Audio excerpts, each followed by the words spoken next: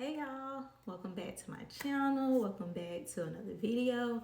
Before I get started, I just want to say thank you for liking, commenting, subscribing, all the things. I really do appreciate it because I am shy, so putting that video out, I'm trying to get out of my comfort zone.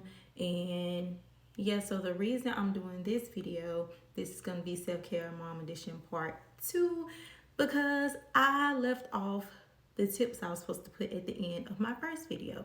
So I'm gonna just go ahead and get into it. So I want to start off with working moms. What I wanted to do was kind of give you guys a detailed schedule of how you can prioritize your self-care. And so what I'm going to do is just kind of do a day in the life of a working mom. Now, this is not my current schedule, but because my schedule right now is kind of a little crazy, but I want to do like a 8 to 5 or a 9 to 5 type schedule just to show you how I would put in my self-care and make my self-care a priority, because self-care is a priority. It shouldn't be like a reward. But anyway, so let's get started. So one of the first things I did to prioritize my self-care, I started to stay up a little later just so I can get my me time, just to decompress from the day and, you know, make sure I got my self-care time in. But I decided to try something different, so I switched from staying up late to waking up at 5 o'clock in the morning. And I know some of y'all probably like, girl, what? And I'm not even a morning person, but y'all, this works so much better for me because I feel like I have more time in the day.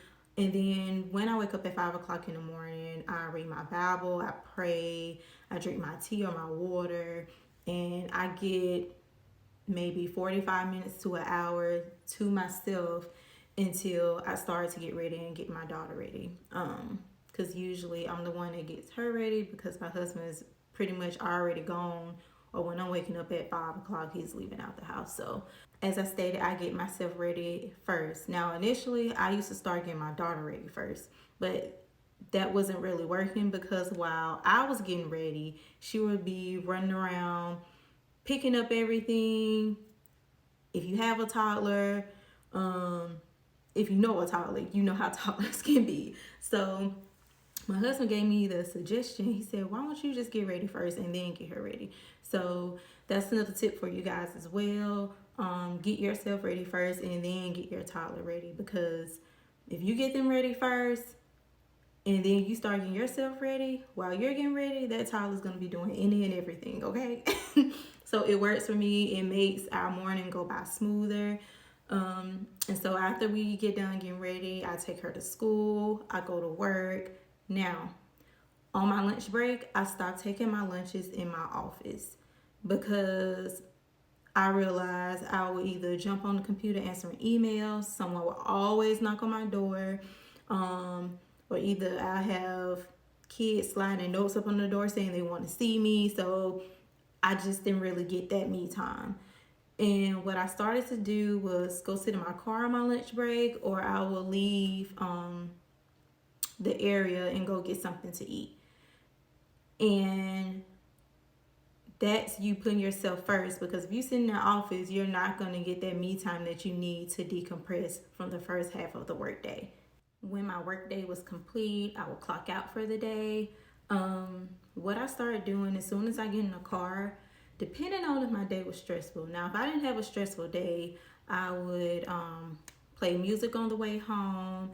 I would listen to a motivational podcast, something to kind of just start to decompress from the workday. You can ride in silence. I only did that one time, and it was only halfway through my drive home, because my drive home, it's like 10 minutes, 15 at the most, but usually not that. And so instead of just jumping on the phone, like I mentioned in the first video, because if you jump on the phone, depending on who you talk to, child, they're just going to add more stress on what you had to deal with at work. And you don't need that. When you get off, you want to feel like a weight is lifted off so you can go home and relax and not have to deal with some information that somebody else just told you. And also, too, when you get home, You can sit in the car for about 5 or 10 minutes. I'll usually sit in the car for 5 minutes. If I didn't feel like I decompressed enough from the time I left work and parked my car in the garage. And I do that because I was starting to bring work home and I was trying to get away from that. So I just make sure I kind of decompress in the car and come in the house in a good mood, not frustrated from work, and being able to just talk and love on and play with my daughter and my husband. So that would pretty much be a day in the life of a working mom from 8 to 5. And again, if you're not a morning person, you can use that time after y'all finish dinner, after y'all get your showers in, and your daughter or your son or children, if you have more than one, goes to bed. You can use that me time at night once everyone is asleep. Also, for the stay-at-home moms and the single moms, you can use this same routine. Yours just might look a little different. For the stay-at-home moms, you can use your self-care time before they wake up, during their nap time, or at night in the same way for the single moms. Because everyone's schedule is different, I just kind of wanted to give you guys an example that I used. And 5 o'clock in the morning, it just works better for me. Another thing I wanted to discuss, and I mentioned this in the first video, is when you're feeling overwhelmed or anxious. So I wanted to go into a little bit more detail about that. So what I did, I wrote down things that would make me feel overwhelmed and anxious. For example, if I put too much on my plate, if I have a to-do list and I have between, let's say, 10 to 12 items on there, and I'm telling myself I gotta get this done by today, knowing good and well I don't have enough time to do 10 to 12 items, and then I get overwhelmed because I feel like I didn't accomplish what I need to accomplish. So instead of having 10 to 12 things on my to-do list, now I don't give myself more than 4 or 5 things to do for the day. That's it. Set your limits on your to-do list, because it's going to get to a point where you're going to stress yourself out and get overwhelmed, and your mood just is going to be all over the place. When I get anxious about something, I wrote down my triggers like I stated in the first video. But to stop being anxious, I would just take 5 minutes to myself, and kind of woosah about whatever I was feeling anxious about. Also too, when you're overwhelmed and stressed too, you can just write your feelings out if you don't want to talk to anybody. But those are the 2 things I did when I felt overwhelmed and anxious. Now, the other tips that I mentioned, some of these in the video and some of these I didn't, but the main thing I wanted to mention is solo dates. Solo dates, ladies, let me tell you. So I started going on solo dates around 2016, 2017, and this was whether I was single, in a relationship. This was before I even got married, and I still do it while I'm married. It's basically like you are pouring into yourself. And it's also a great form of self-care.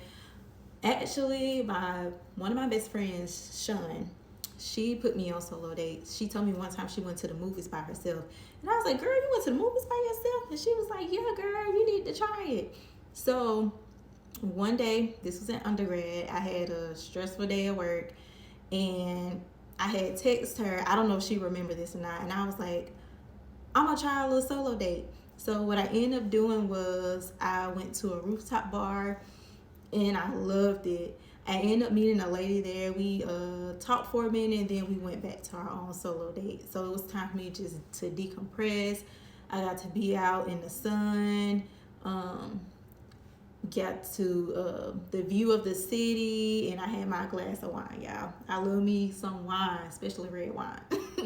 But yeah, do those. It could be a bar, take yourself to dinner, take yourself to breakfast, lunch, brunch, the movies, go to a coffee shop. I am an advocate for solo dates. I haven't done a solo date in a while, but I'm definitely gonna get back into it. So I encourage y'all to do solo dates. It may seem weird at first because you just by yourself going out to eat.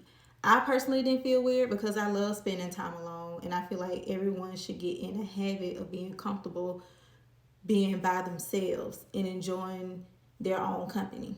That's just my take. So the next tip is working out.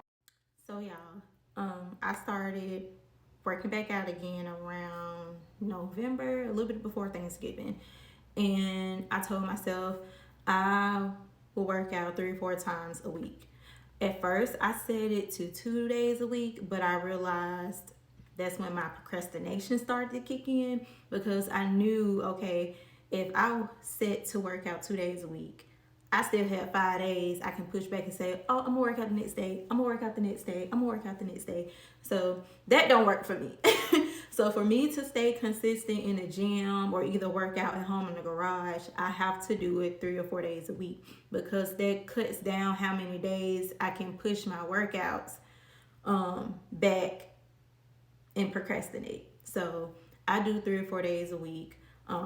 If something happens, like I get sick or anything, I try not to do no less than 2. Another thing, if you're not a big fan of the gym, you can do yoga at home. You can go on walks around your neighborhood or go to the park and go on walks. A lot of people also recommend Pilates. That's something I would like to do, but I haven't gotten into it yet. And if you can't work out during the week, try to work out during the weekend. I find me personally, I like to work out better in the mornings or like that mid-afternoon. But with my schedule, I don't know, I might have to change that. So that's gonna really challenge me to stay consistent because I prefer a certain day and time to work out. Also, continue your maintenance. Still get your hair done, still get your nails done, still get your pedicures. That stuff is still okay, but the reason for me making this video is because I want us as women, as moms, to also prioritize taking care of ourselves from the inside first. Mentally, emotionally, physically, when it comes to your health, spiritually, if that's what you believe, start from the inside first. Okay, and the last tip I want to give you guys, and I talked about this in my first video, is journaling and journals. Fun fact, I used to journal as a teenager, didn't think of it as being self-care. I just like to write. And then I grew older and I really didn't like writing. And now I do like writing. And I guess because I don't have to do it no more because I'm out of school. But anyway, I have 2 journals. So I'm going to show you guys those. I have my weekly prayer journal. This is what it looks like. And I got this off of Amazon. And what I did was I set a date to write because you write once a week. I do this every Wednesday. And so I'll show y'all what the inside look like as well. So you can see. And if you are interested in getting a journal, it's on Amazon. I'm gonna try to link it. I was trying to link these in my first video, but YouTube just wasn't having it. I don't know what was going on. So if I can't link it in the description box, if I can't link it in the description box in this video, I will just manually type it in. I'll just say the weekly prayer project, and it's located on Amazon. But I really love this. It's kind of guided.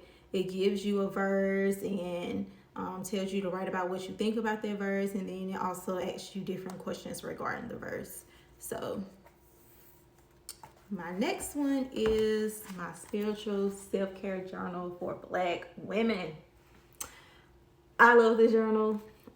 If you follow me on TikTok, I had that on there as well. I wrote in this a lot, so I'm gonna have to flip through to find an empty page so I can show y'all. So hold on. Let's see. Oh wait, no, that one's with me.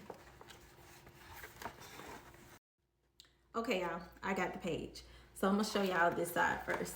So this side is the self-care planner. You pretty much just carve out time for yourself. It says carving out time for yourself every day is the key to sustain spiritual self-care. What will you do for you this week? And so it has Monday through Sunday. So basically you have to put down something you will do to prioritize your self-care every day. So you have to do some form of self-care every day. And then right here, let me fold this, y'all, because this is not working. Okay. And right here, you have to put my goal for the week. Right here it says, what did I do well this week? Right here it says my affirmation for the week, and then what I like to work on for the next week. So if you didn't really get to do what you wanted to do, or you really didn't prioritize your self-care like you were supposed to, you can just write in that box, next week I plan to stay more consistent with prioritizing my self-care. And then on the other side is a weekly journal. And I can read y'all what it says. It says, don't overthink it, just write. If you're struggling, here's a prompt to get you started. Who brings you the most joy in your life? So you can do this by going off the prompt, or you can just write down how your basically how your went. Basically, how did your week go? So I love this journal. As you can see, I've been writing in it. I just got it, so I haven't really filled it up like I filled this one up. Yeah, this one was from Amazon as well, and I like it because it kind of keeps me it keeps me on the schedule. It keeps me being more consistent. It's like a reminder, like, hey girl, did you do anything for self-care today? So if y'all like these videos on Amazon, I hope YouTube lets me link it, because I think everyone should get these, and I think it'll be beneficial. Before I end this video, I would like to read something out of my self-care journal, just to leave a little positive message and something to keep in your mind and to think about while you are on your journey to prioritize your self-care. When we practice self-care, we tune into our inner self, what our true purpose is, and what our true values are, and what our true desires are. The self-care aspect comes in when we recognize who our inner self is and honor this on a daily basis. So I'll leave y'all with that. I hope y'all enjoyed the video. I can't wait to upload the next one. Y'all get to know me a little bit better. It'll be more like a chit chat type of thing. I hope y'all have a great day, and I'll see y'all in my next video. Bye.